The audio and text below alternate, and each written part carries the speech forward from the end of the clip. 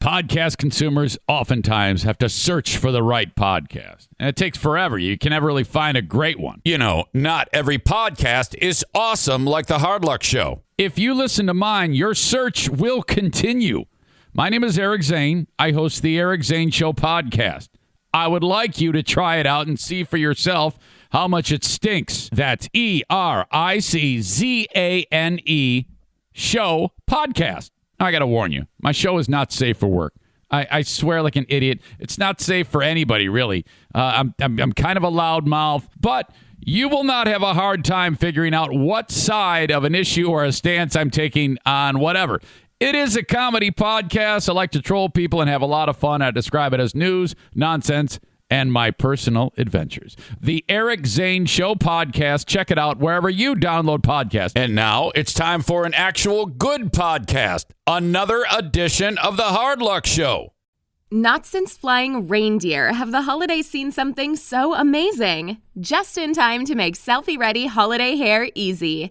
Introducing the do-it-all styling tools for glam holiday hair. The holidays are happier with glam hair. And the Knot Doctor all-in-one dryer brushes from Conair makes it easy. Detangle, dry, and style in one step. No elf needed. The Knot Doctor collection has a dryer brush for every hair type and style. The pink smoothing paddle dryer brush has Flexolite bristles for painless detangling and high-performance power for quick styling and smooth, shiny results. And the purple dryer brush comes with a bonus volumizing attachment to boost lift and volume at the roots. It's perfect for salon blowouts at home. And since they're ideal for every hair type and length, they make great gifts for everyone on your list who wants beautiful hair without the hassles. Shop the Knot Doctor dryer brushes at Conair.com or at your favorite retailers now. Okay. All right, let's do this. Let's do this. Quit playing around. Let's get serious. Let's get serious. Your product, faced with hard luck. Faced with hard luck. Card shots, thieves, murderers with hard luck. Pimps and card shots, thieves, murderers with hard luck. Your product, faced with hard luck. Faced with hard luck. Card shots, thieves, murderers with hard luck. Pimps and card shots, thieves, murderers with hard luck. Good afternoon and welcome to the Hard Luck Show.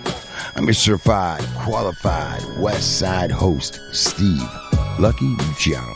That's right, ladies and gentlemen, you've tuned into the greatest show on earth. It's the Hard Luck Show, coming at you from the W Hotel in Hollywood, California. Yeah. Sitting across from me, my co-host and partner is Chumahan Bowen, American Indian, Southern Californian, elegant barbarian, and here to help all of us learn something once again. Yes. And on sound, our engineer, our sound technician, Blue Eyes, Sean Lewis, certified audio professional, engineer for the Hard Luck Show. NPR tried to hire. NPR actually tried to just hire him away, and Sean turned him down. Yeah, well, you got to turn him down. Listen to him on. We you know, man, there's a lot about the Hard Luck Show today. We're going to explore. That's right. That's exactly. Some of our DNA, right? Right. Some of the DNA of this show we are diving into today. Real important content with us, you know, and within our show and our people. And what do we got, Chuman? All right. So and then I've been talking to our friend and our producer, Danny Murillo. Yes. Everybody knows that fantastic hair. Underground Scholars. Underground Scholars. Mr. Murillo, we're working in conjunction with other organizations to actually shine a light on some serious and very important issues. And you were explaining to me how you wanted that done. How is that going to be done, or how does that look? For sure. So thank you for having us here, right?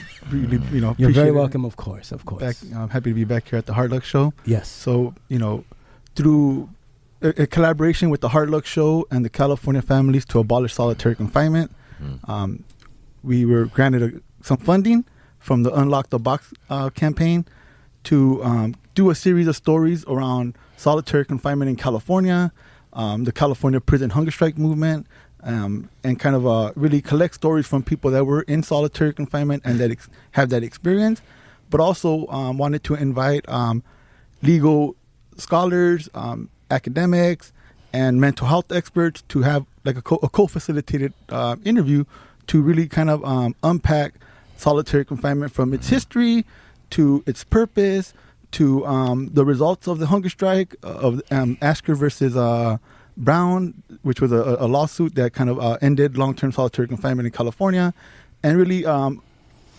it's a way for other states to use as a toolkit, right? Or as a way to learn about what they can do to address the issue of solitary confinement in their state, but also to highlight the stories of those that have been inside and the transformation that they've made after being out of solitary confinement. Right. Excellent overview. That was a sky-high overview. Thank you very much.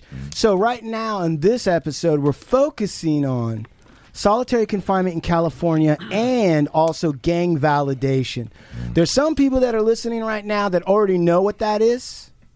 And then there are some people, Mr. and Mrs. Earbuds, that are listening right now that don't understand what gang validation means in the context, in the milieu, if you will, of the prison system. So we have two esteemed guests and experts along with us, and the order does not state anything in the level of value. They're both equally valuable, titans in their own right. The first guest that we have with us that's going to sit in and explain a lot about the history and the law is, if I understand correctly, a law professor from University of California, Irvine, a relatively new law school, if I'm not mistaken. However, she obviously has been writing for a very long time. In fact, it's not very many legal scholars that get their books printed by the Oxford Press. That's some serious stuff. That's some fly-by-night. So, Professor Keramet Reiter, am I saying that right? Just right. Okay, and she told us to call her Keramet, but I'm going to stick with Professor Reiter. Because that's just the way I was raised. Right. I don't know how you were raised. Keramet? Can we compromise? Professor Keramet. I love that. Professor Keramet. And if anybody's curious, that's Turkish for blessed one. And certainly she is. I've read through her books, which generally, one is called Mass Incarceration, Keynotes in Criminology and Criminal Justice Series, Mass Incarceration. And the other book is 23/7 Pelican Bay, right? Was that the right title? I bought the Kindle version. Okay, very good. I read both. I've never seen the Kindle version. Cool. Yeah. Damn, he's reading your publications in ways you didn't even know existed, huh? Right. Did you see the drawings in the Kindle version? Yeah. Wow. They can put everything on there. That's my favorite part. I gotta check that out. Right. So there's that. And then also we have with us Michael, who's been on the show before, right? Legal Mind. And Michael, I always have trouble saying your last name. How do I say your last name properly, brother? Saavedra. Saavedra. I keep saying Savage. I keep saying Michael Savage. But no, he's got the glasses. I like that too. You got the glasses on today. And Michael Saavedra, why don't you tell us what you do with organizations and also a little bit about your experience as it relates to solitary confinement? For sure. So, since I was about 16 years old, actually even before then, as a teen, I was in and out of juvenile hall, and then I was sent to prison at about 17. I had my first experience with solitary confinement, I believe, in 1989, I want to say, in Corcoran SHU, when it had just opened up. Right before Pelican Bay SHU had opened up in 1990. I was fortunate enough to be doing a small sentence, so I was released. After about 2 years, I was paroled from the SHU. And then after that, I had caught another case, and in 1996, I still owed them SHU time because I paroled. I was placed in the SHU, or solitary confinement, as they call it, which for a lot of people who don't know, I think it's important to also give a little bit of background of what the SHU is, because we just say that word very lightly, or we say we just use the word solitary confinement a lot. In California, especially in the CDCR context, solitary confinement is a cell where typically you're placed by yourself or another person with very limited access to any type of resources. Your property limitations, you can only have, it's ridiculous, up to 5 books, and it depends on where you're at. Some places like AdSeg, you're only allowed a Bible and an address book, right? Right. You can't even have a dictionary or any type of book. So what do you do in that cell? You're just there with nothing, right? No type of resource. Right. You don't have access to a law library. You don't have access to a shower as often as you need or you would like to. Right. All these things, your meals are eaten inside your cell. You depend on the guards for every single thing from your food coming into your cell to your most trusted legal documents going to the courts, right? So everything is relied upon these same people who are there to oppress you. And literally the cell, the SHU or solitary confinement is meant to break people. I mean, they talked about it in Madrid versus Gomez. Right. The whole snitch, debrief, or die is the only way you're getting out of solitary confinement. So I think it's important to just highlight that conditions of. Can you say that again? Repeat that for our listeners one more time. Snitch, parole, or die. That was the only way people were getting out, right? So based on that context, my history, I spent over 15 years in this last sentence in solitary confinement on a 21-year sentence.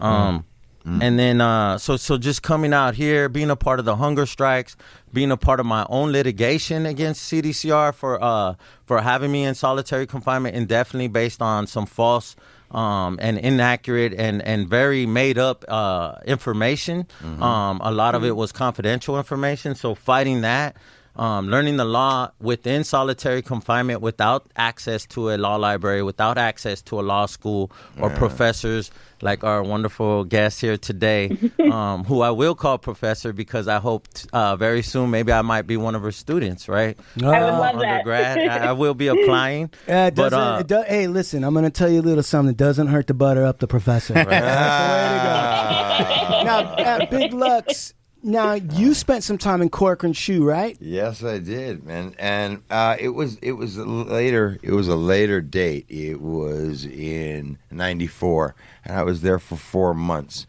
And there was still some residue turmoil from the SHU scandals out of Corcoran. All right. Well, there was pending investigations. They were.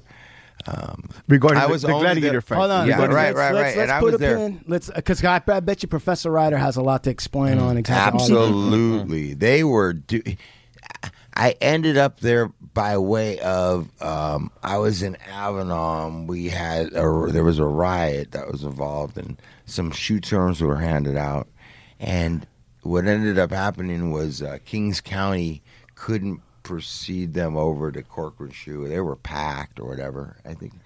And they started issuing these like mini SHUs that you would do in these institutions. Right. You'd be in their AdSeg for 6 months. But it was actually worse than doing a SHU program. Right. You've got nothing at all. Right. You know? And Everything's, you're locked down at all times and you come out shackled to the showers.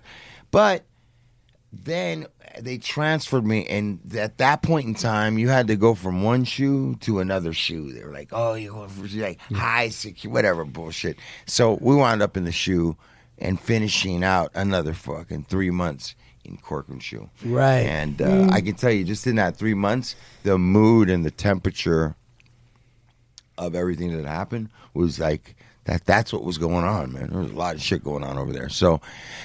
I think in 89 was like was it at its peak, or had it really started to gain some legs in 89?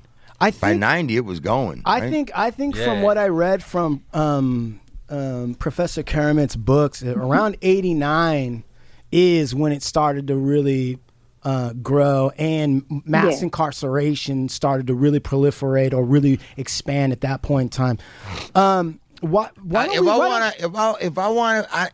want to speak out of term, but I almost want to say they hadn't even fully segregated. So even though the shit, that's what I was gonna the say. shit That's had been in important. effect. That's like an we important knew, part. Yeah. because all come down. Right. It was still going down to an extent. It still wasn't segregated. They didn't have to. Right. You know what I'm saying? Yeah. The law hadn't started separating. And I think that's important, though, because there's a difference between solitary confinement spent at Pelican Bay and solitary confinement spent at Tehachapi or Corcoran SHU, where it's integrated. Right. So there's more of a chance of getting harmed, killed, etc., especially when they were shooting people, setting up the gladiator This fight. I think, well, all right, so hold on a second. So this, I think, is a good place for Professor Keramet to step in, because I think by reading through her books about the history of it, it sounded, or at least if I recall, and you correct me if I'm wrong, but George Jackson, who was a member of the guerrillas, which was like sort of the Black Panther affiliate or relation inside prison, was trying to escape, or was accused of trying to escape, and some people helped him. Some prison guards died, I think about 7, maybe 4 or 3 were injured.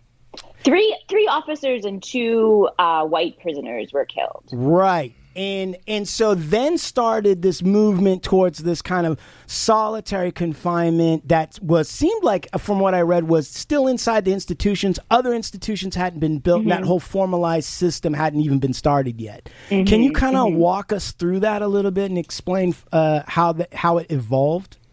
Yeah. So, I think there's, especially when we think about supermaxes like Pelican Bay and Corcoran that were built in the 80s and are these hyper modern facilities. Yeah. I mean, and you guys are doing a good job sort of starting to capture. You're focused on how you have no privileges. But I think for the audience listening, I mean, we're talking about a concrete box, right? Imagine like a wheelchair accessible bathroom stall, except nothing in it, except a concrete ledge for a bed and no windows often. Right?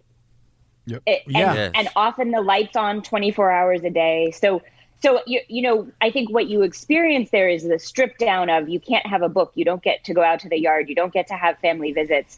But I think just imagining the physical space. And so you're, talking about Corcoran and Pelican Bay, it's this poured concrete cell, right? It's like all just one solid piece everything is automated and there's no need for human contact. Right. But that was like the institutionalization of decades of prison systems trying to figure out how to isolate people, especially people that they felt like were a threat to the legitimacy of the system. And that all starts in the 1970s. And in California, it's with George Jackson and everything he exemplifies. But it's just, I think it's important to realize it's happening all over the country, right? I think more people probably know about Attica and the incarcerated people there rising up.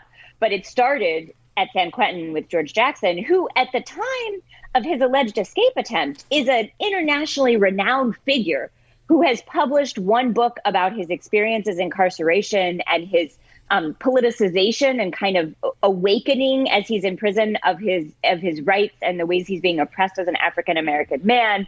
And he's organizing and he's educating other people who are incarcerated with him. And the prison system starts to see him as a threat, right? I mean, he's someone who has an international following. He's a best-selling author. And I think one of the most disturbing things about George Jackson is that we don't know what happened, right? If you talk to a correctional officer, you'll get one story. You talk to an incarcerated person who is there, you'll get another. You talk to a lawyer. And I was actually just looking at the Wikipedia page today. It changes all the time. It's kind of entertaining about George Jackson and kind of disturbing because you read these stories with this authority, but there's no evidence to back up what actually happened.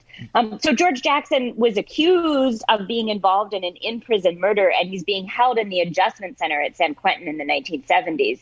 The Adjustment Center is the prototype of Pelican Bay and Corcoran, right? It's an old dungeon, literally. If you go to San Quentin today, you can walk through the yard and see it's like underground where the Adjustment Center is. Wait, sorry, I don't mean to interrupt. Just think about that label, the Adjustment. Yeah, we're gonna. Yeah, right. Doesn't that sound like motherfucking attitude? Doesn't that sound like 1984 language? You're gonna. He just need to be adjusted. He just needs a little adjusting. He'll come aboard. How different is that from the Stalin term of like, we're gonna send you for re-education? Yes, right. You're gonna right. And today CDCR has therapeutic treatment modules, which I think is even worse than Adjustment Center. That is, to be clear, that is a cage on wheels where you go if you're going to the law library or to group therapy, quote unquote. I don't know how you can have therapy. I don't mean to stop you, but I just Like a lion. Big Luck's face when you say cage on wheels. It was a look of dismay and shock. He can't even believe that. So you're telling me that in some of these situations, they'll put an inmate in a cage on wheels in order to take him to the library? Yep.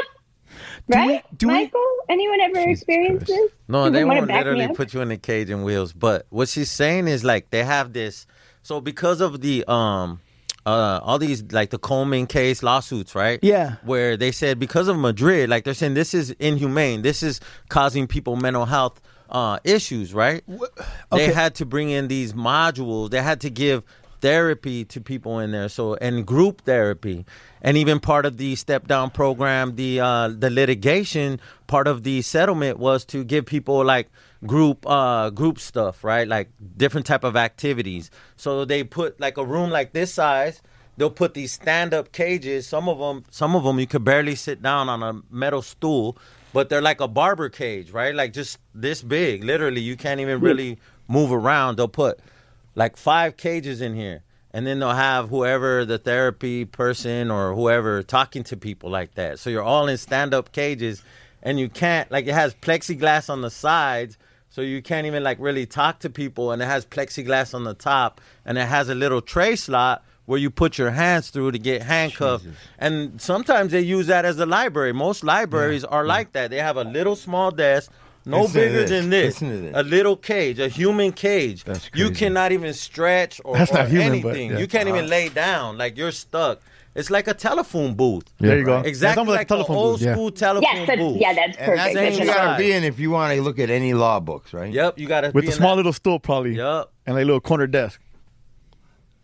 So this is, again, one of the things I write about is that you see the same things again and again with different labels, right? So you've got the adjustment center at San Quentin, and then there's all this litigation, and then you get a therapeutic treatment module. And it's like if you give it a nice enough name, people won't notice how disturbing it is. Oh, man, you said that right there. I mean, that's true. Oh. You know, the interesting thing, too, is you guys keep bringing up Madrid and Gomez, and I reviewed that case, and I don't know that people really understand. So part of...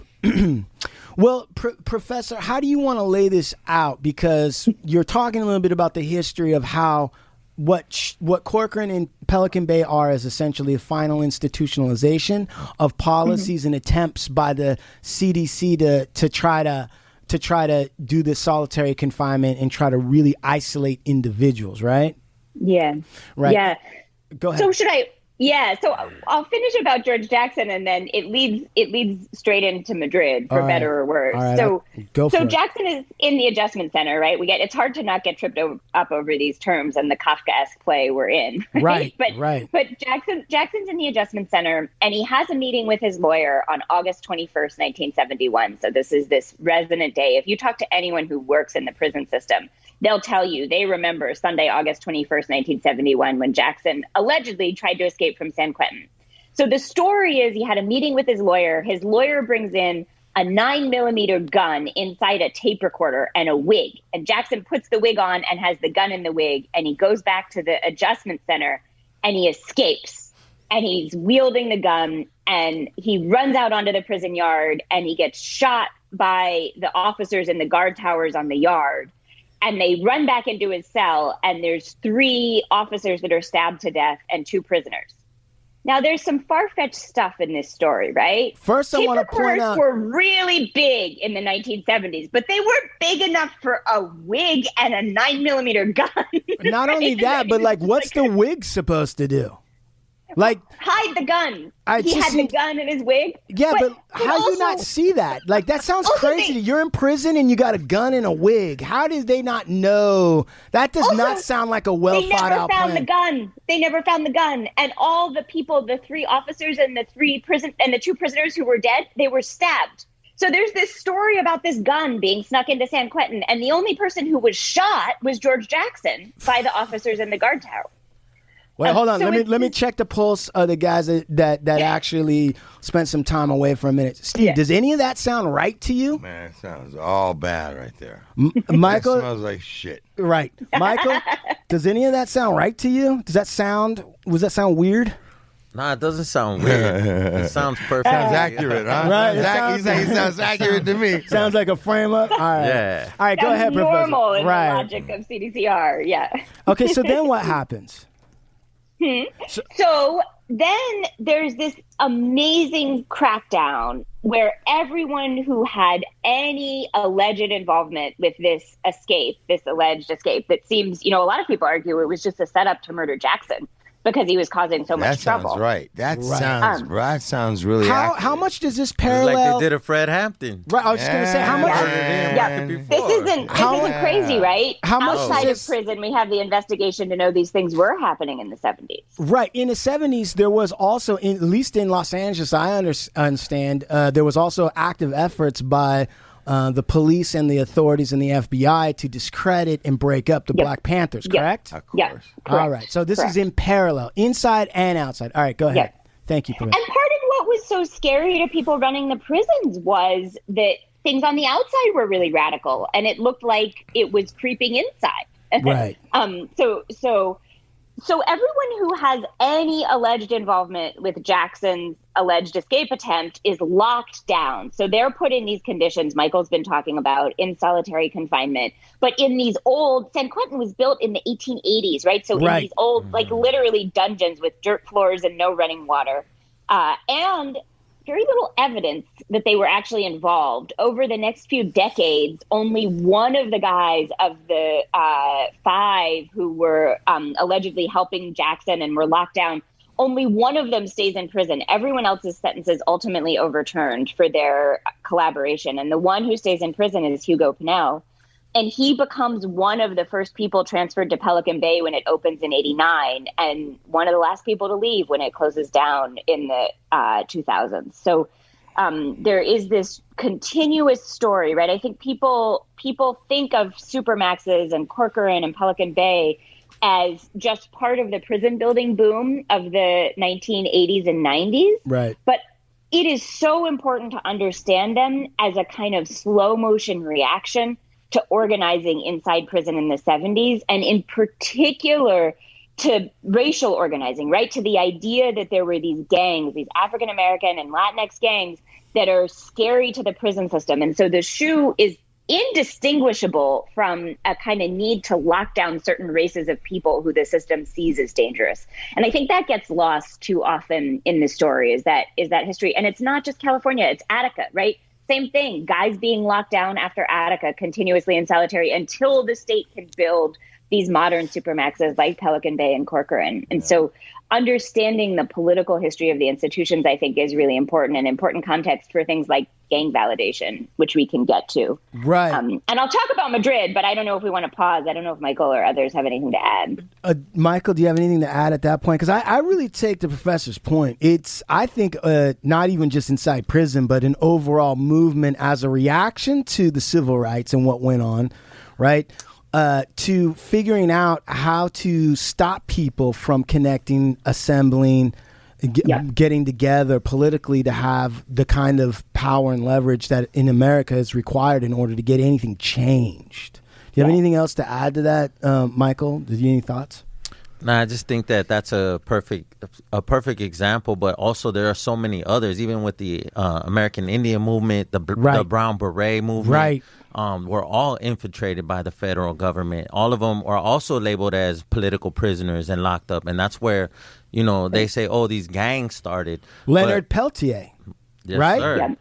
And, a lot of the Brown Berets that were locked up during this time period as well for being activists, they just weren't publicly, spotlighted, right? They didn't get all the publicity, but they were also part of activism. And then the activism that was going inside prisons during that same time, you had the prisoners' rights movement as well. So you had the civil rights movement outside. Now you have the prisoners' rights movement, right. And this is when, jailhouse lawyers started really becoming active in filing litigation. So I think, it wasn't only political prisoners, but some of them just happen to also be, jailhouse lawyers. And these people are also considered threats to the system because they're getting people out, they're suing the system, it's costing them money. So that was also a way to isolate these people. And not give them access to the tools needed to litigate. Right. And this is, I think, a really interesting point, because before we launch into Madrid, I believe in Keramet's book, she was talking about, at one point, the California Department of Corrections wanted to put it on ice all of these prisoners who had gotten these prison from before. They'd actually gotten more habeas corpus rights, expanded ways of affirming their civil rights, right?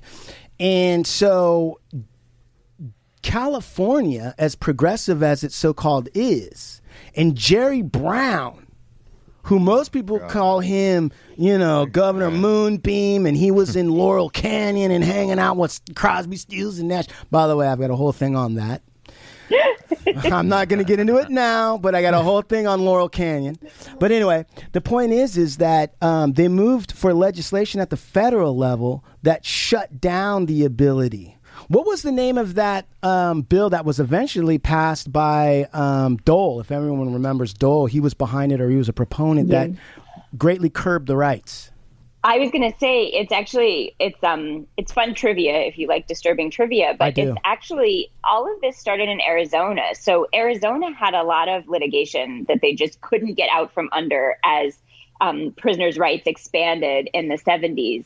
And they did two things that became national phenomenon. First, they were the first to build one of these supermaxes. So in the mid-1980s, around 84, 85, they built the first supermax unit that became the prototype for everyone. So when I talked to the guys who designed Pelican Bay, they said, we traveled all over the country to look for what would be the most secure facility, most modern we could build for these guys, right, to isolate these quote-unquote worst of the worst who were troubling the system. And when they got to Arizona, their eyes lit up. 20 years later, when they were telling me about it, right, they were like, we saw it was called the SMU in Arizona, the Security Management Unit. We saw it, and that was what we wanted. We copied it in California. So Arizona, one, they build this SMU, this prototype supermax that everyone copies around the country. And at the same time, the Arizona legislators draft the Prison Litigation Reform Act to limit people's ability to bring litigation about their conditions of confinement in prison.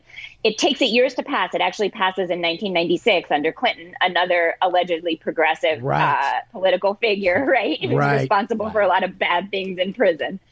So the Prison Litigation Reform Act passes in 96, and it basically shuts down litigation. I mean, you look at graphs of people's ability to bring lawsuits from prison, like Section 1983 civil rights cases, habeas cases, class action conditions cases. You see these graphs, and after 96, it's just like this incredibly steep drop down to approaching zero. People still managed to do it, but the law was just incredibly restrictive, limiting lawyers' ability to make any money off of representing people in these cases, requiring all kinds of procedural hurdles for people who want to bring litigation, including needing to work through the institution first in these arcane processes. So that's filing fees to Arizona first at $250, then $450 to file a lawsuit. How hard is it for an inmate to scratch around $450 to file a lawsuit? Oh, don't worry. They got the installment plan, right? So whatever money you get from your family to buy your little hygiene because they don't give it to you, they're going to take out 20% of that to go to that court filing fee every time until that $400 is paid off.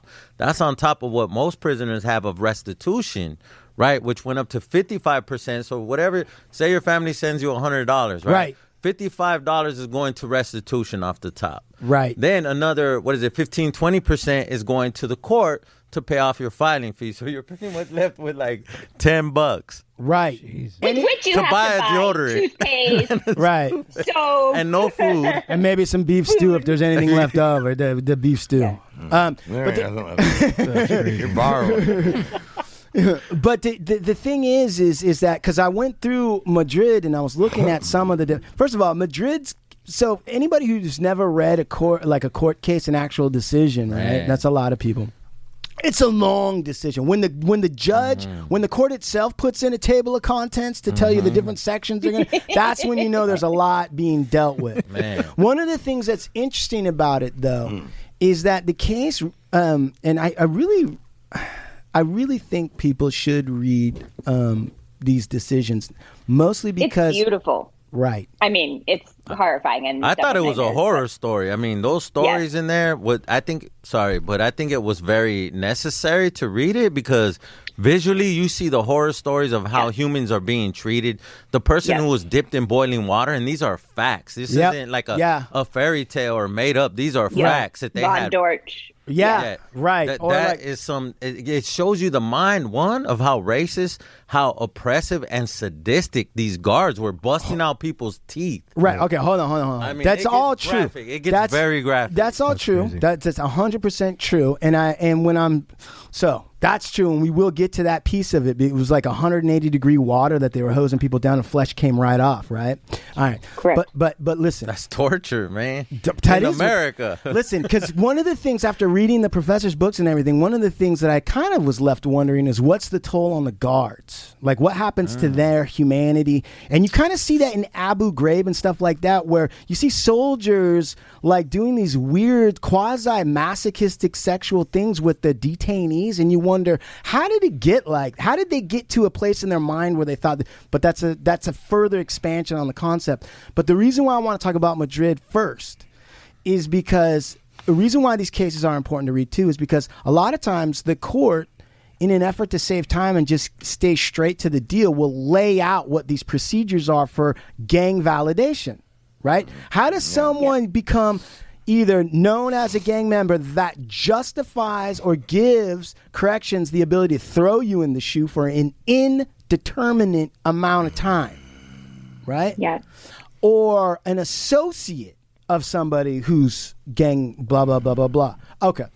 And I was looking at the evidence, and this I'm really telling you, oh Blue Eyes, because these guys already know. Think about this. One of the ways that you get validated is they've got two types of evidence. Tangible and intangible. Right? Isn't that neat? Tangible and intangible.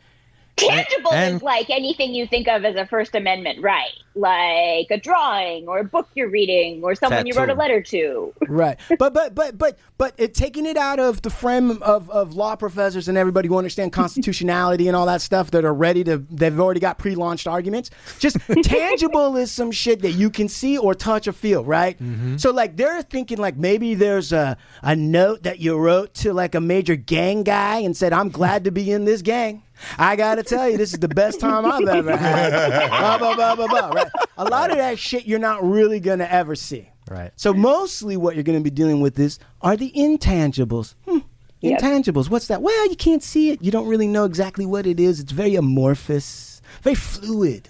We live in a fluid reality. That's just the way it is.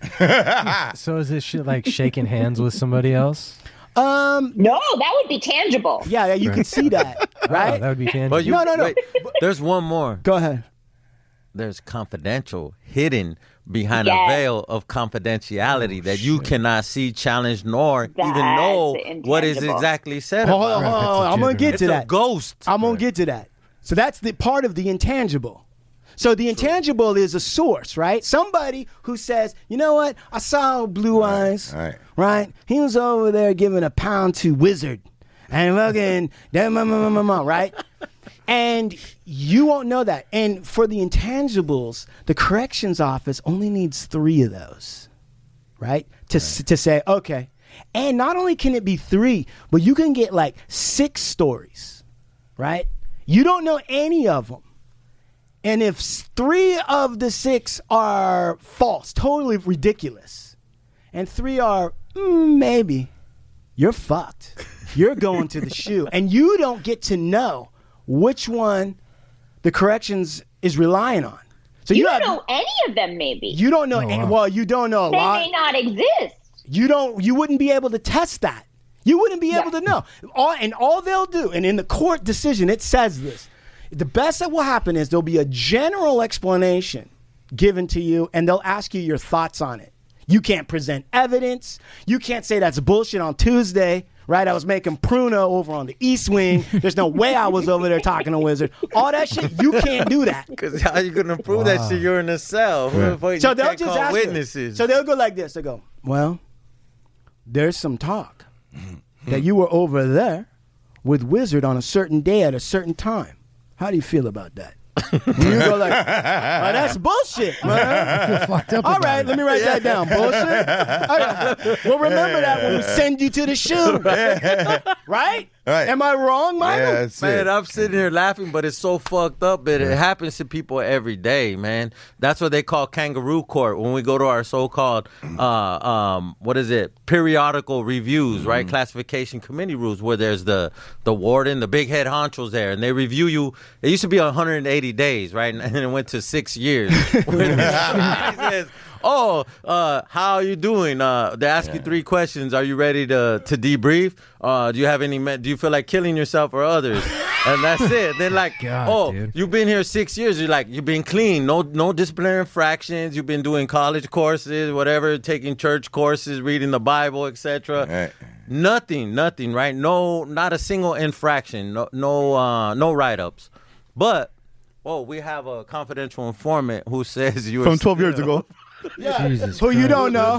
Who you don't know. We're not going to tell you what says. Right. That you are still on roll call, an active person because you're on roll call, meaning you're still in good standing. That I have a confidential report wrote on me that said that because you're in good standing means therefore. Because they go to their experts. Based on the IGI experts, good standing means blah, blah, blah. Means that you're active. Right. And Still active subscribing means, to that belief. Right. All that bullshit that they're expert, right? Expert. He hasn't learned anything. Who got his information from a fucking informant who probably lied and made up shit. Right. Because half of them don't know shit. They just want to get the fuck out of there. Right. And now you're fucked. You have to come back another 6 years, and we'll talk about this again. Unless you want to debrief. We'll see if you get it, Justice. Right.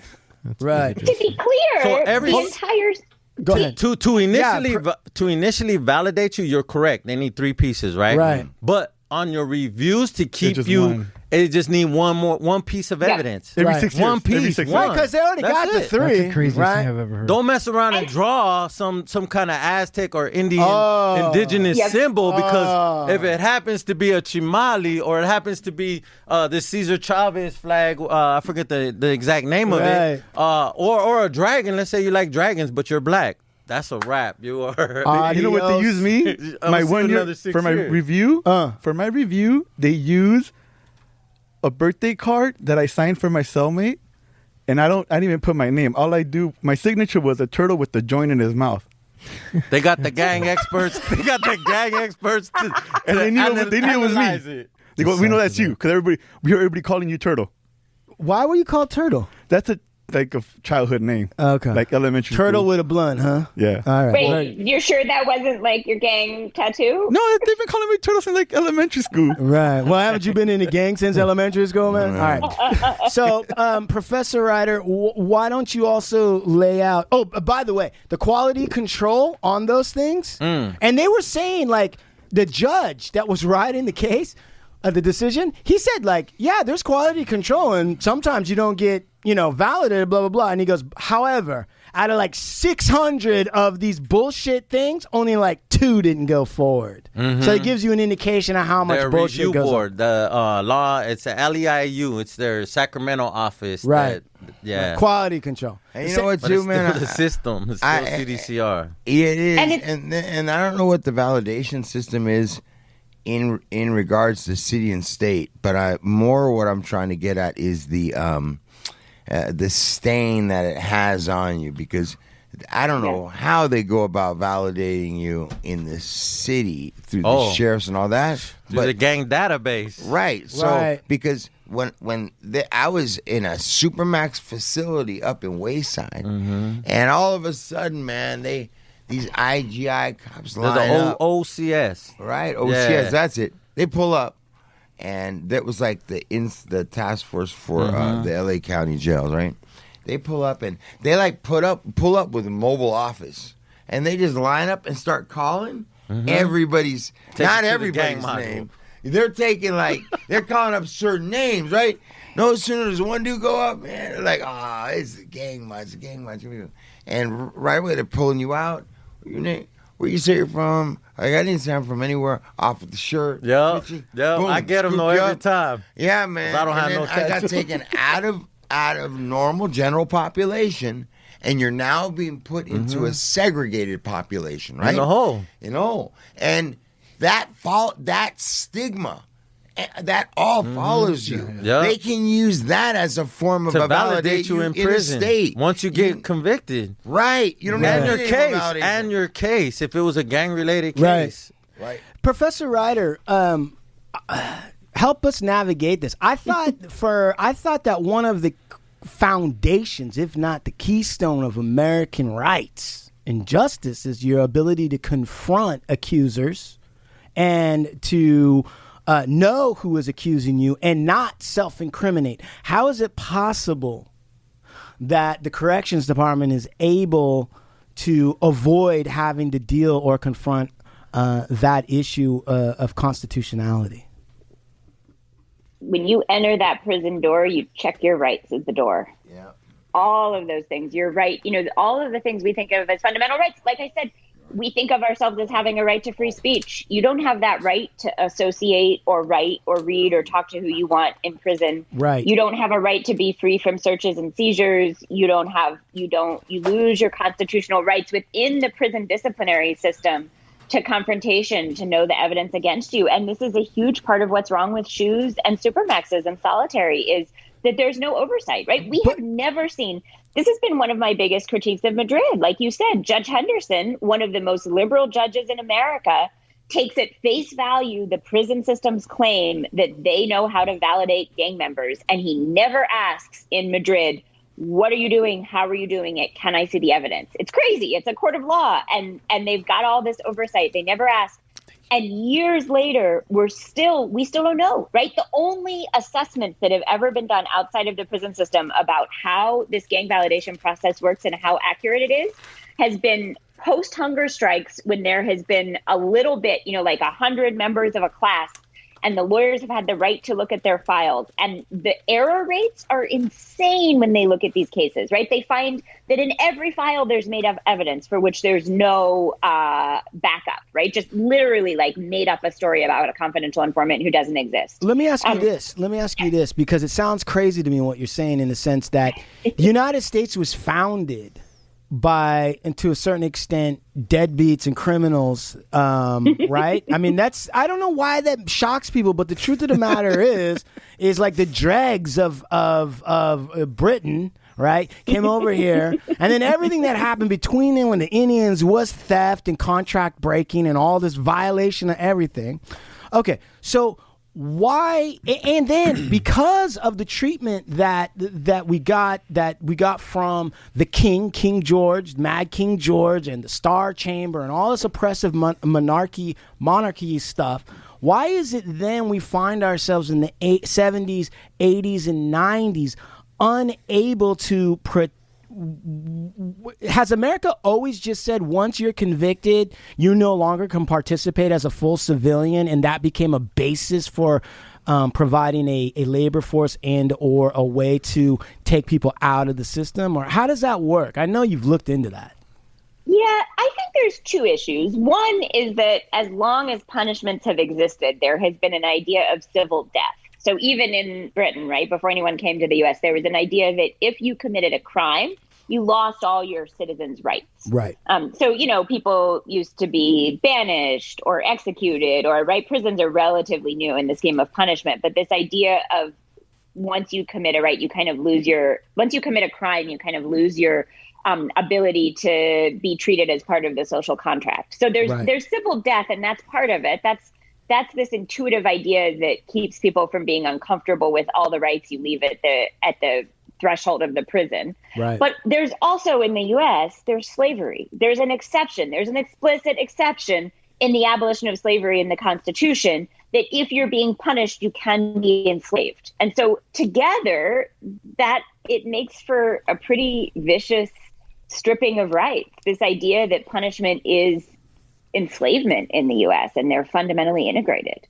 It's just incredible to me, and it's obvious from you can see that loophole there in the writing.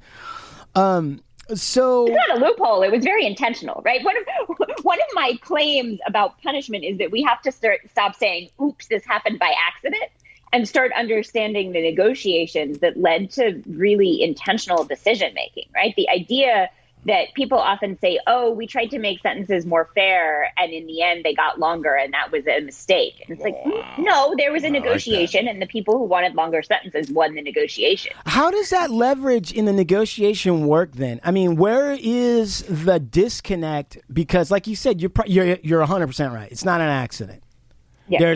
There's people that are at the higher levels that are thinking about how to organize society and who they want to benefit and who they don't want to benefit. Hello, Discover here to explain our cash back match. Here's how it works. We give you cash back for using your Discover card on the things you were going to buy anyway. Then we match that cash back in your first year. And that's why we call it Cashback Match. Now to recap and say cashback one more time. We match all the cash back you've earned at the end of your first year automatically. Discover. Exceptionally common sense. Learn more at discover.com/match. Limitations apply. The holidays are doubly important this year, so make your celebrations doubly special. At Kroger, we've got a huge selection of high-quality meats on top of fresh, natural produce, like fresh, never-frozen prime-grade beef and our Simple Truth Organic Brussels sprouts, or delicious king crab legs with our private selection gourmet potatoes. Whew, had to say that doubly fast. Kroger, fresh for everyone. Get more ways to save at the Buy 5 or More Save $1 each sale. Just buy 5 or more participating items and save $1 each with card. Kroger, fresh for everyone. What's going on with the inability to properly leverage or negotiate on the behalf of not just prisoners, but like everybody's rights? Like, how's that work? Why is it falling apart? You could answer that. I would think a professor of law from UC Irvine. That's what I would think. Well, I think sometimes people get depressed when I say stop saying it was an accident or a loophole or unintentional.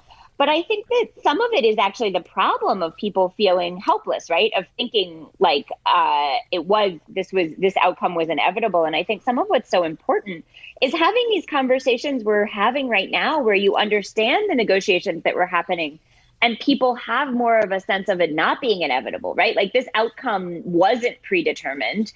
One side just lost. But I think understanding that there was a possibility of another outcome is really, really important for mobilizing people and giving them hope to say, oh, there were two paths and we took the wrong path, but now we know there was an alternative, and how can we all mobilize better around those alternatives? Now that we're talking about mobilization, I am kind of curious, why would corrections eventually at least come to the table for hunger strikes? For people who didn't seem to care about prisoners in the first place, how did the hunger strikes actually get them there? I'm almost thinking about some of these guards that are probably really sick, and yet somehow the hunger strikes worked. Why did that work? I would say because one, the organizing that took place on the inside, right? Yeah. That people who at one point in their lives had been at odds against each other, different racial and geographic groups, came together and agreed to work as a collective, right? To put prisoners' rights at the forefront, right? That, and also, I would say that the organizing that was inspired because of that organizing on the inside, the organizing that it inspired on the outside. Because Pelican Bay has been, since its inception, has been litigated, right? Lawyers and prison incarcerated lawyers have been litigating against the conditions of Pelican Bay since it was open, right? But it wasn't until a combination of things, right? People organizing together, the Ashker case, right?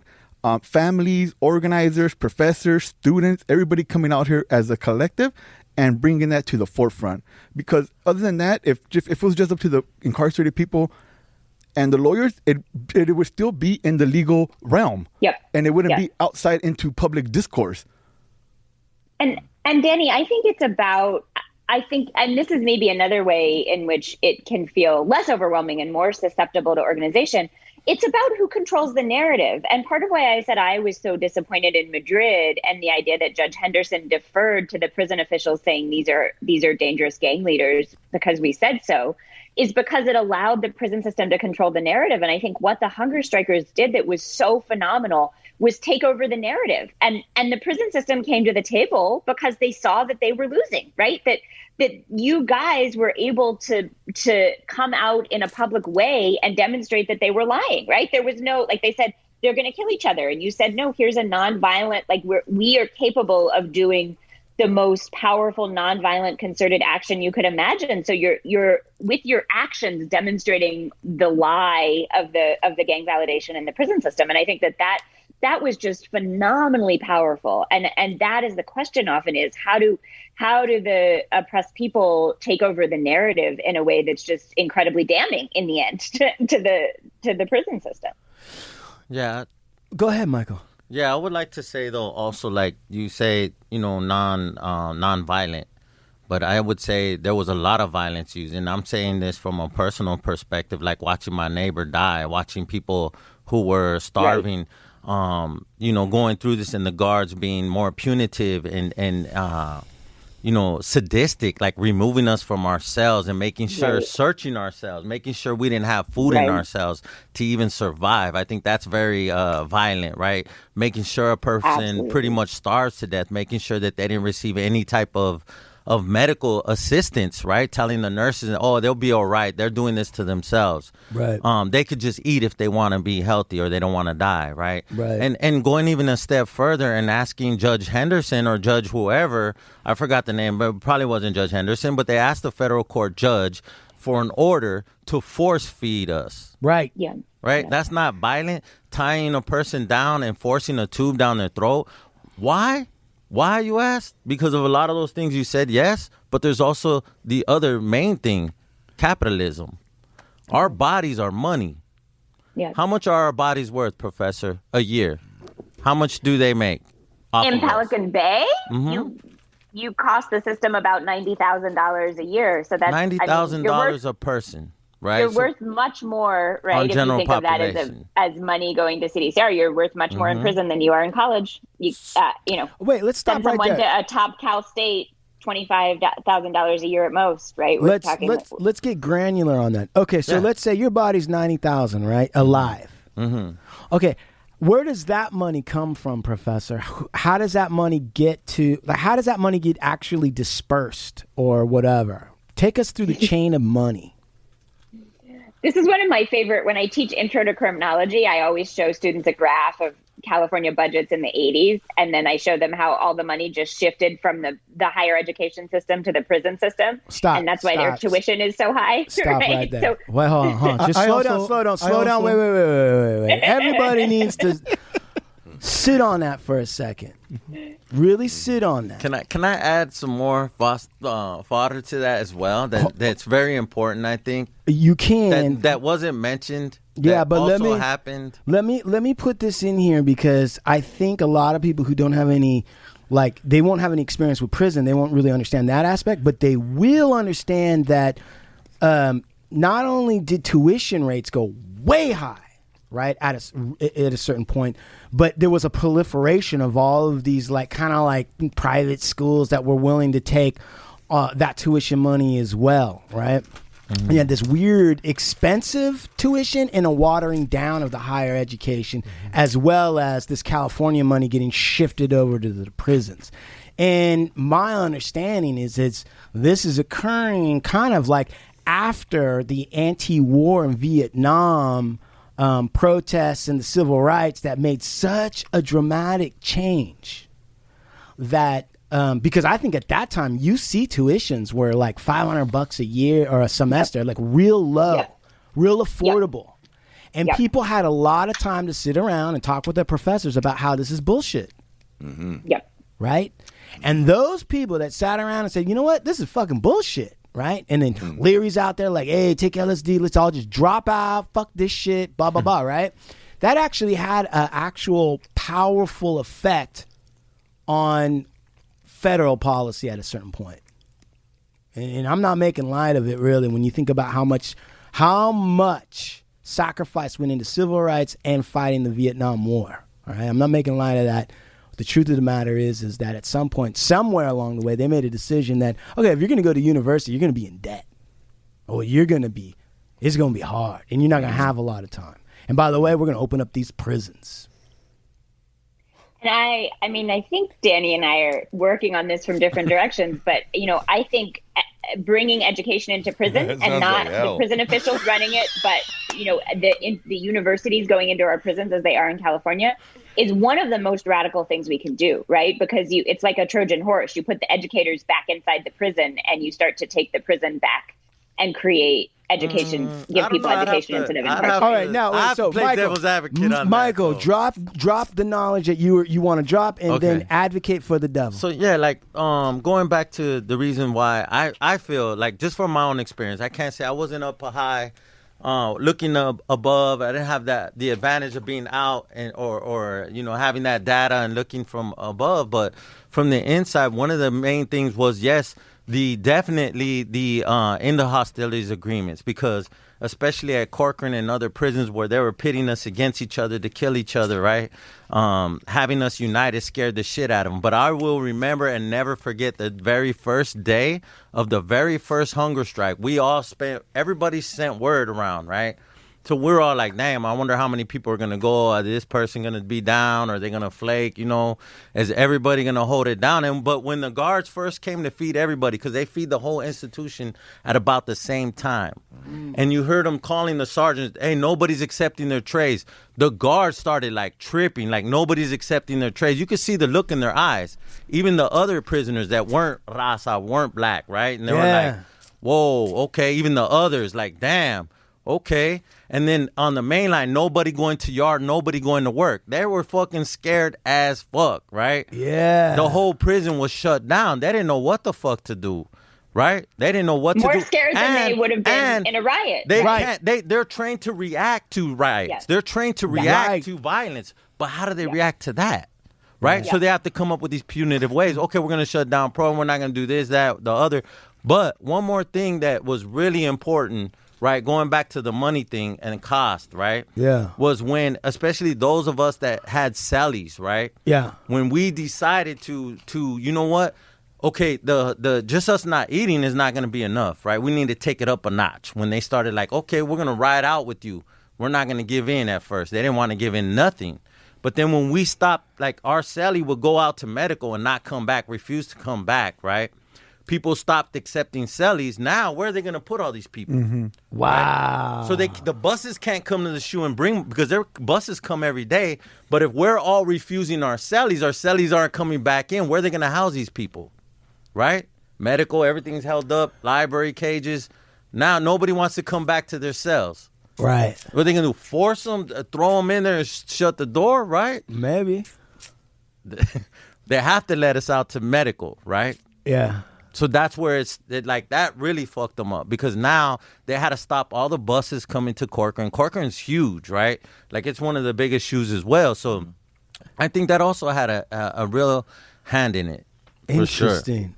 Sure. So going back, Professor, so you got this pie chart and you see the switch. Now, you say funding from California towards prisons away from higher education. So I'm assuming now we're talking about tax money, California state tax money, right? Yeah, the state budget and wherever that's largely tax, right? Yeah. So can I critique education in prison real quick? Oh, yeah, I know. I want to hear your point. Yeah, I'm go really ahead. Curious. Okay, so when that was, so education has been in prison for a long time. It ain't nothing new, right, with the movement. But the one thing that it has always been is that it wasn't accessible to everybody, right? It was the old carrot on the stick. It wasn't offered to people in the SHU, even if you weren't in there for disciplinary reasons. And that's a whole nother thing we can get into with due process in the law. Sure. We're supposedly in there for non-disciplinary reason, meaning a person, Danny, could be in the next door for stabbing a cop, stabbing a teacher, right, on the main line. Yeah. And he's only going to get about 3-4 years.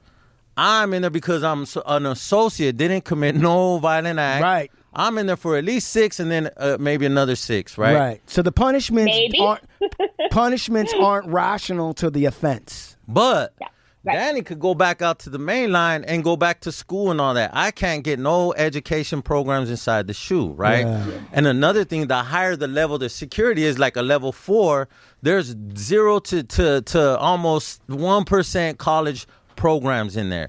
They cater to the lower level. specifically when they first brought education programs inside, we fought, because I was part of the fight against that, is they brought them to the S&Y yards first, right? Even the paid jobs, the PIA, the prison slave industry, right? Because those are the good paying jobs.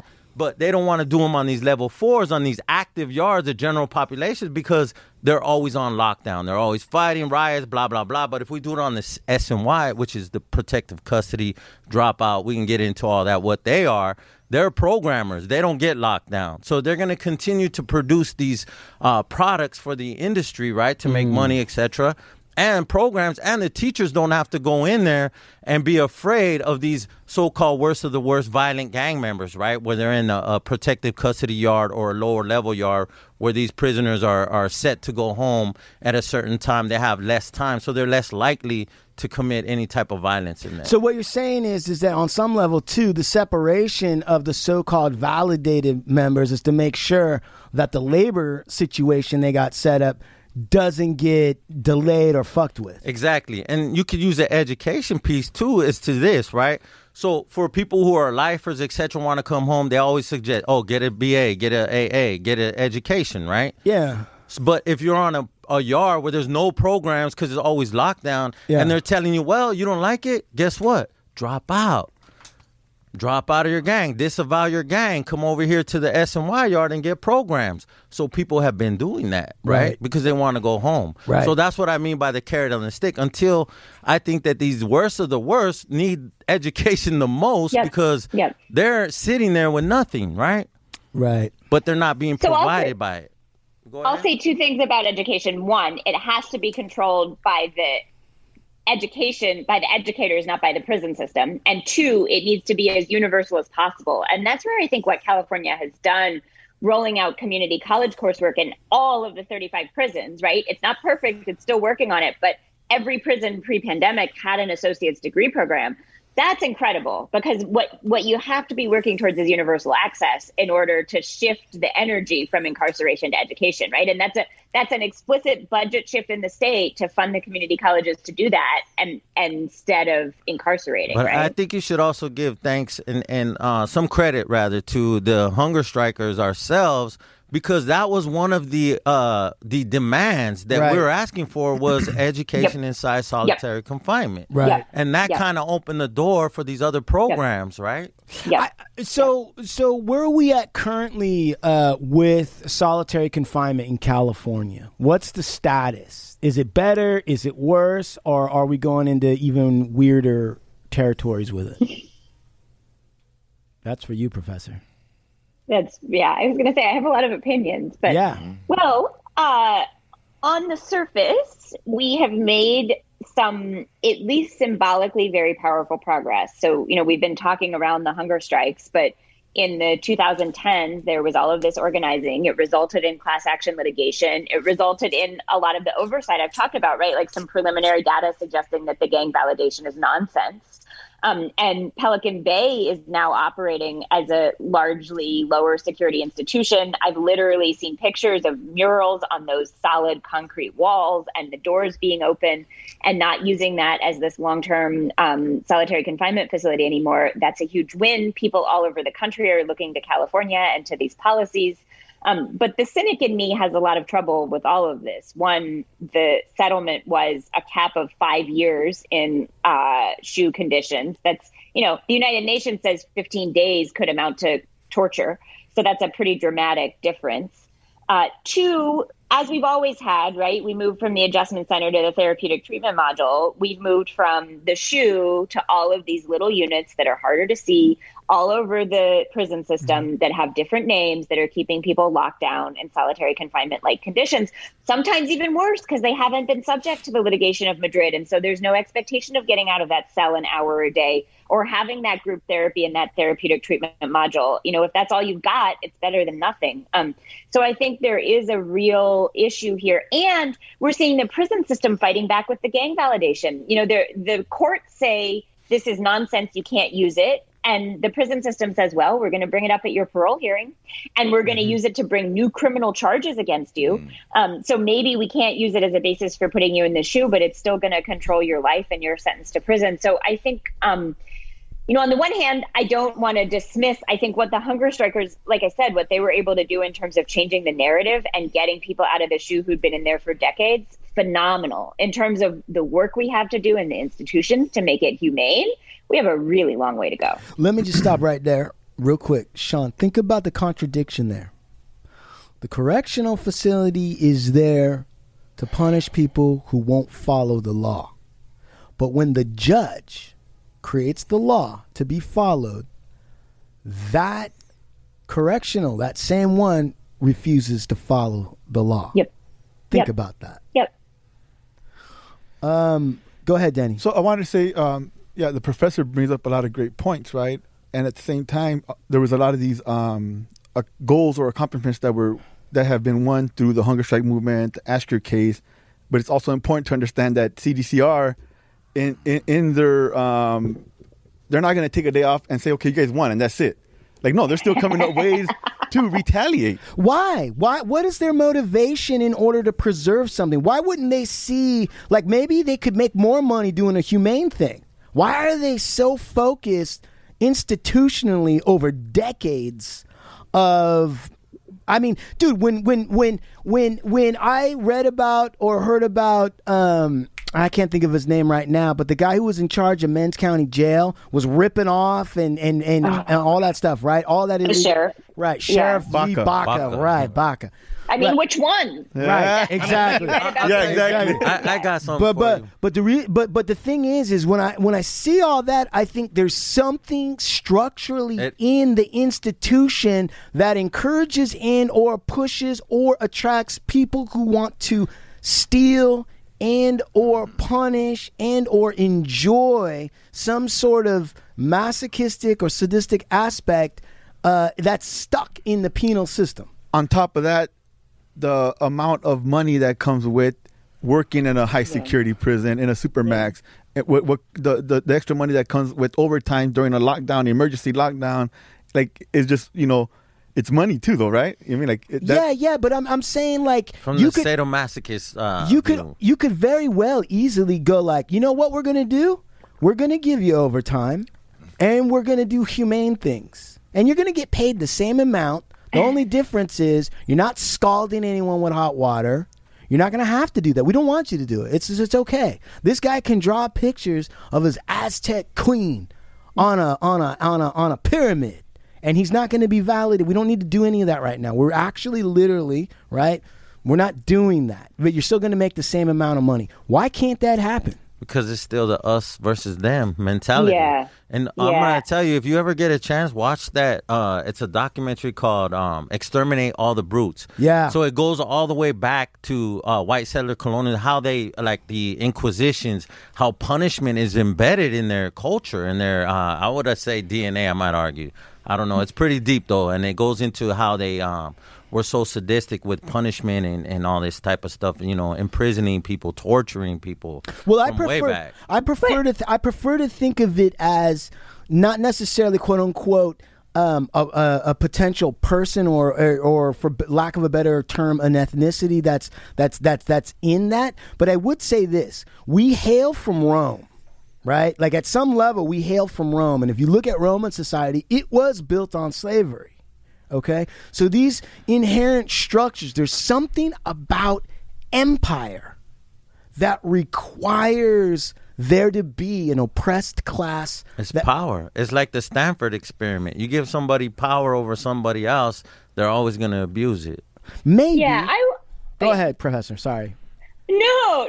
I mean, I think I have not lived in the SHU, and so I only know from what people have told me. And I think there are people who are sadomasochists on both sides, right? I mean, I've heard stories about people who are incarcerated and staff who are really terrible. But I think it's just in the way that in the SHU, we don't want to, like, that the vast majority of people don't belong there. I think it's important to realize that the vast majority of correctional officers aren't sadomasochists, right? They might have been turned into them. Right. And I think living under them. But I think we have to understand I think the empire thing makes sense, but we have to understand that the institutional incentives are all wrong, right? Like, every incentive they have is to reinforce this us versus them, particularly when it comes to validation in the SHU, because the entire system is built on the idea that there are these guys who are the worst of the worst who they have to protect society against. And when that mythology is challenged, it challenges their very existence, their professionalism, their institution, their livelihood.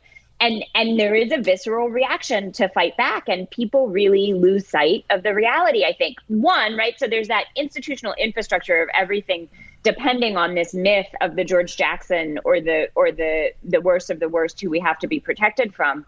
But I think there's also just the corruption of working in that institution day to day, right? I mean, these are horrific jobs to go in there. If you start out as a good person and what you do every day is you go in and you lock someone in a cell and all your colleagues are telling you that they're a monster, like how do you do that without coming to believe it, right? I mean, I don't understand, like either you quit or you internalize it, because you can't, like as human beings, we can't treat a brother that way. And so it's really psychologically corrupting, I think, in the way of the Stanford prison experiment. But that's to say that the institution is brutalizing everyone. Well, right? they are though. But there's also when you want to talk powerful. but psychologically, right? Like, yeah. So when free staff, teachers, professors, medical staff come in, what do they always tell them?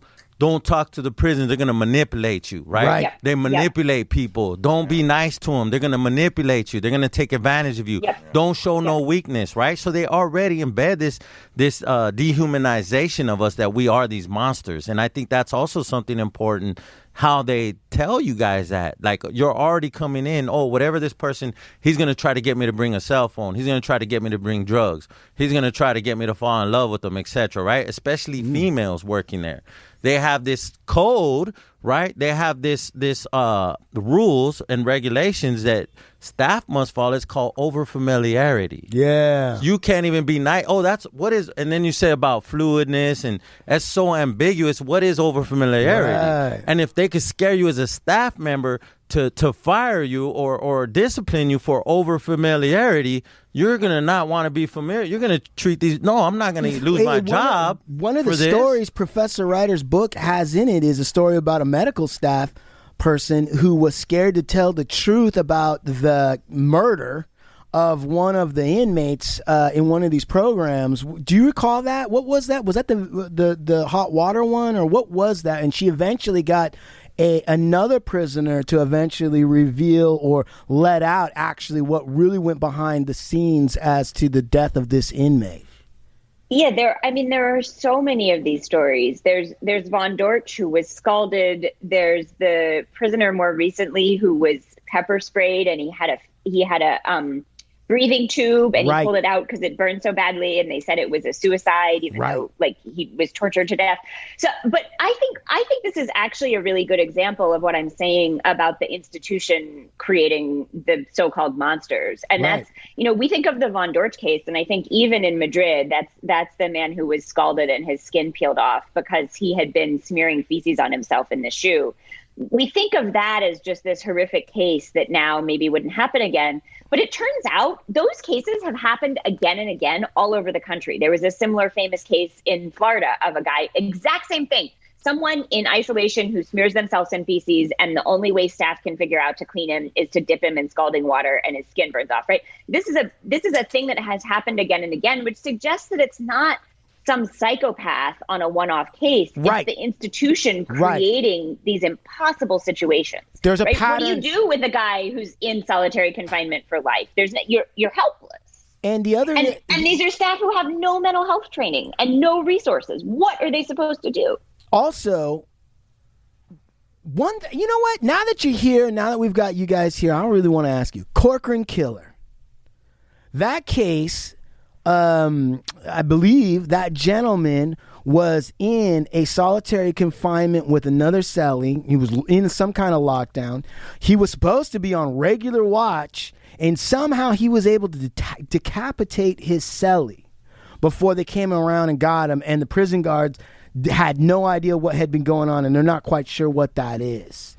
I mean, let's let's also keep it real, right? Like, so you have this new, like, LA Times recently reported about the LA sheriff's gangs, right? Yeah. The 3,000 boys, a group of sheriffs that work in the county jail that are a gang, right? Have the same tattoos. Part of their initiation is beating people up, cracking their skulls, etc. They got the skull crackers. That's literally their name, skull crackers. A bunch of white cops that beat up people with flashlights, and part of their initiation is cracking their skull, right? Right. So in prison, there was not too long ago, it was around the Castile decision time. In fact, Castile was making headway with assembly people. So all this like hunger strike was nothing new. Reaching out to legislators and having outside organizers working was nothing new. Castile did do a lot of that, and he managed to get Gloria Romero, who at that time was a assembly person or somebody in Sacramento, to do an investigation against what they called the Green Wall. And it was specifically at Salinas Valley. A warden was involved, and the gang investigators, they were called the Green Wall. They had these symbols of a GW, all this crazy symbolism, and they were validating people and beating people up, setting people up. So when you say that, how did this happen in prison where nobody's seen, when it's supposed to be high security? All these guards, there's nepotism, right? They all live in these rural country bumpkin cities, right? Right. Not to diss anybody who's from there. Right. But these cities that support this prison, they're all live around the same. They all go to each other's kids' baseball games, birthday parties. So they're not going to snitch on each other. Right. They have a code of silence, right? And in that case, there was one woman who was going to testify and say something. She found a dead rat in her car or in her mailbox, something like that. It scared her, right? Right. But this goes all the way up to the top where even the warden knew about all this stuff, right? So they did an investigation. I believe some of them were convicted. So when you say things like, even how does a gun get in prison? Right. How do cell phones get in prison? Right. How do drugs get in prison? Right. Right? How do people get killed and covered up in prison, right? Guards have a lot to do with all this Of stuff. course. And specifically gangs of guards, right? Right. Prison guard gangs. So I think that's something also that needs to be looked at. And when you go into the psychology and mentality of this, right? Yeah. Of being brutal and being sadistic, etc., they begin to form gangs, and these are part of their initiation. So that culture, if you just come in the system, you start working for the California Department of Corrections out of the academy, and you come with us, and we're part of this gang. Oh, you're going to work in the SHU? We're going to test you. Are you a snitch? Are you going to snitch on you live on our block, bro. Now you're part of our family, right? Like, you better not snitch on us. Whatever you see here, you keep to yourself. You just follow us, and that's it. Yeah. It's very symbiotic, right? I mean, the prison system depends on the existence of the gangs, and they encourage them. And the prison staff, I mean, LA County jails are the best example, but the prison staff are more of a gang than the incarcerated people, I think, often. Pelican Bay had a case of a white correctional officer who allegedly was working with white supremacists in prison to set people up to get stabbed, pulling out their information, like their confidential information, so, hey, this guy's a snitch, or this guy's a child molester, right? Right. Yeah. And you're going to take the word of a cop and say, oh, here's the paperwork, and kill somebody because of a cop. That's an interesting point, because what we're entering. Not to say that he probably wasn't or wasn't. No. Regardless, but it's the fact that they're involved in this type of stuff. It's an interesting point that you're making. And I want to, it's true about the sort of symbiotic relationship between these various quote unquote official gangs and then the gangs that are in the prisons that aren't allowed to be gangs, right?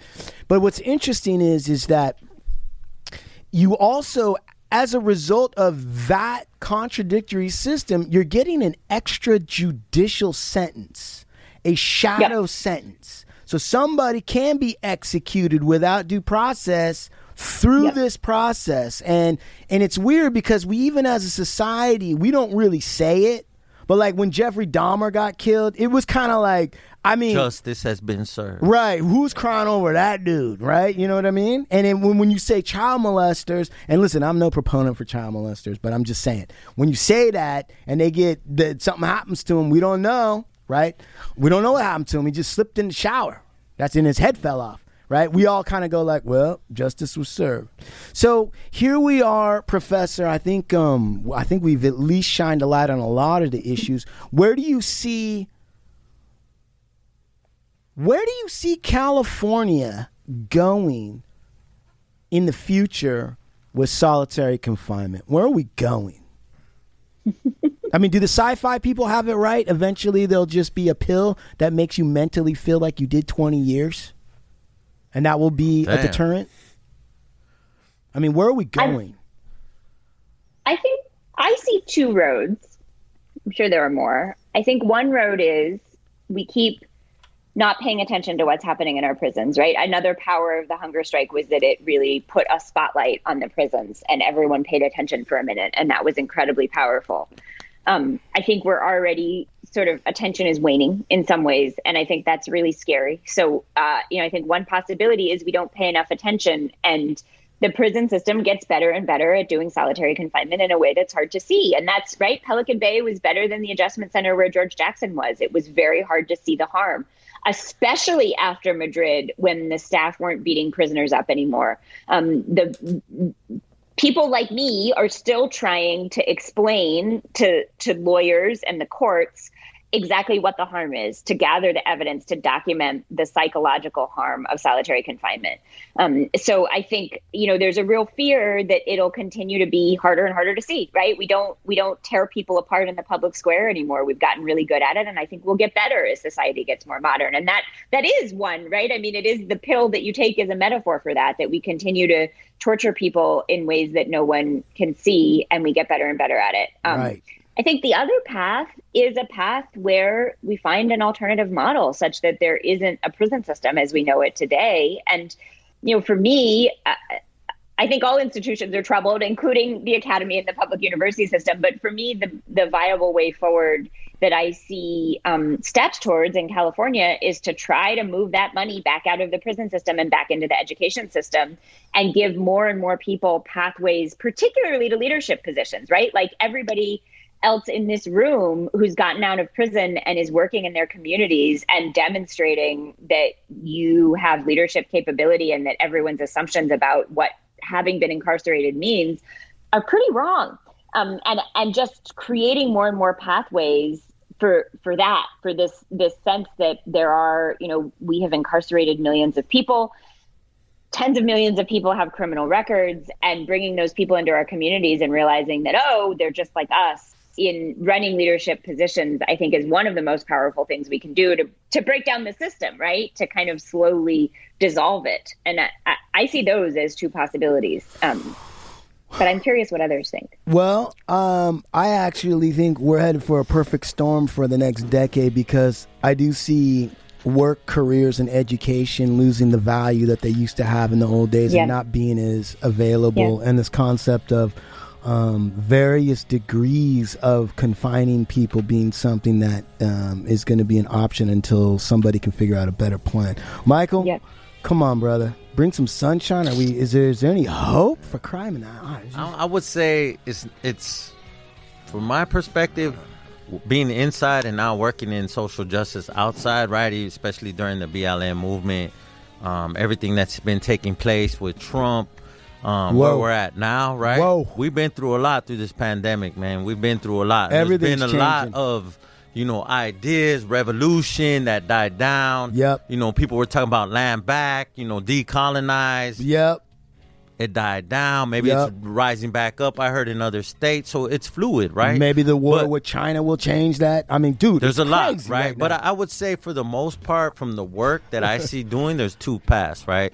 There's the reformist path where we're looking at Sweden, prettier prisons, more humane prisons. And then we're looking at when something like Trump happens or somebody, some more people of color being killed in our streets and people rise up and say, tear down this system and revolution happens, then we'll have an abolition, right? All right. Danny Murillo, bring us home, baby.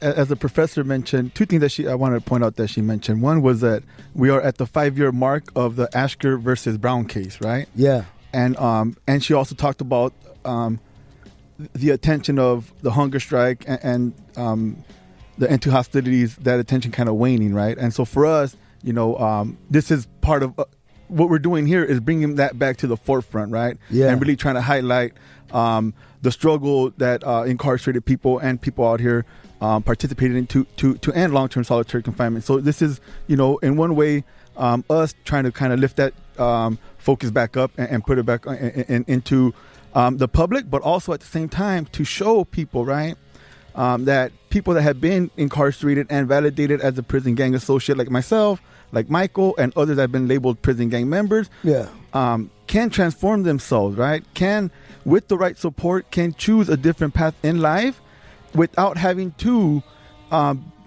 be a confidential informant, without having to, what they call drop out and go to a sensitive needs yard, right? That transformation is possible. It's not the environment, it's the individual. And if you support that individual and the environment that they're in, they'll be able to create those opportunities to change, right? And me, Michael, and all of the other guests that we're going to have are an example of that. Right. All right, Big Lux. I just want to give a shout out to Underground Scholars, Danny Murillo, Mike, everybody joined us. Professor, thank you so much. Chumahan. Thank you for the great conversation. Yes. Wonderful. I want to give a shout out to University of California, Irvine, for not only being in a great location, but also lending their intellectual expertise through Professor Reiter. Mass Incarceration, it's a great read, actually. Please get that and read it to get learned up on all those things. And also her other book, 23/7, available on Kindle. You read it right now. Also, my law firm, Ovando Bowen, LLP. We wear braids to court. Let the tomahawks fly. That's right. The best legal representation that money can buy. Oh, Blue Eyes. Have you finally been scared straight? Are you going to get on the straight and narrow? Definitely. I'm not going to fuck around anymore. All right, stop it. I stopped doing the gang stuff, so no more talking to Wizard. Yeah, stop talking to Wizard, bro. I cut him out of my life completely. Sean at Movemental Media, Movemental.media, sorry, for all your audio needs. Pulpo Beard Oil. Pulpo Beard Oil. If you want to stay manly, but you also want to smell good. Pulpo Beard Good. Sponsor. Stop smelling like shit. Right. Sponsor of the show. We love you, Pulpo Beard Oil. Right. Schwarzkopf, what do you got? I just want to thank you guys for coming in. The stories were scary as fuck, and for people who don't know all about it, it's crazy and it needs more attention. I'm glad you guys are doing that. It makes sense that Schwartz is scared. He's scared of any kind of police. One time he saw 6 police and he ran the other way and asked Steve, "Is this guilt by association?" And then he just ran off. No. He wasn't trying to get validated. No, he was in the witness. He was in the witness. Yeah, he was in WinSec, bro. Avoid all interactions with cops, bro. Yeah, he's probably got like 8 warrants or something. I don't know what's going on. His wife's got a warrant on him right now. All right. That's a fact. More to come. Enlightening, entertaining. Shout outs? Oh, Professor Reiter, any shout outs? It was just lovely to be with all of you. So excited about what Danny and Michael are doing in particular in our communities. And also, please come back on other topics or whatever. Anytime that you have an idea that you would like to talk about, please come back. You're a great guest, great conversation. You can talk about the prison education program that she's running at Donovan let's talk about prison. Underground Scholars and Lifted on the next one. Yeah, let's do that. Absolutely. All right. Cool. And like we do about this time, adios, amigos, from the Hard Luck Show. Yeah.